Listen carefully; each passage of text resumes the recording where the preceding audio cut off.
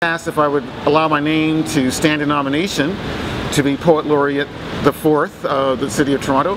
I asked, of course, what does this involve? And I was told that really it was just basically maybe one event a month, and I should be promoting literacy and the arts in general in Toronto, and I should also create a legacy project for the city. And so I asked for examples of what the previous Poets Laureate had done, and I know all of them, and had done something with each of them during their terms. So I was slightly familiar with it, but nevertheless, since coming into the position late November 2012, I've discovered that the open-endedness of the job description means that you can do an awful lot, and you can accept to do a lot of things, and a lot of people can ask a lot of you. So it's partly you make of it what you wish, what you will, and I really appreciate that aspect of it, being a poet. You can be a poet so long as you publish a poem. That makes you a poet.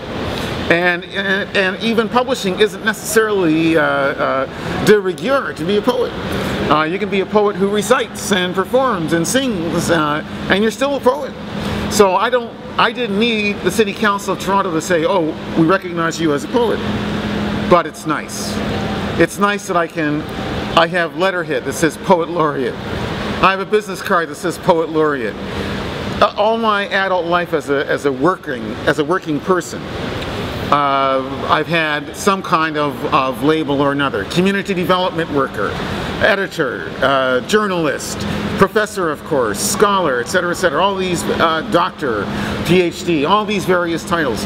This is the first time that I have a title that's related to my art. It's wonderful to be legitimately an ambassador of the city in terms of the arts and in terms of writing and in terms of poetry specifically. It's also amazing to have this little tiny bit of a pipeline to City Hall, direct pipeline to City Hall, where I can propose ideas and somebody will take them seriously, as opposed to my having to strike a committee, write letters to editors, get a blog going, make a nuisance, in quotation marks, a creative nuisance of myself in order to try to get some attention to an idea that I think might be important.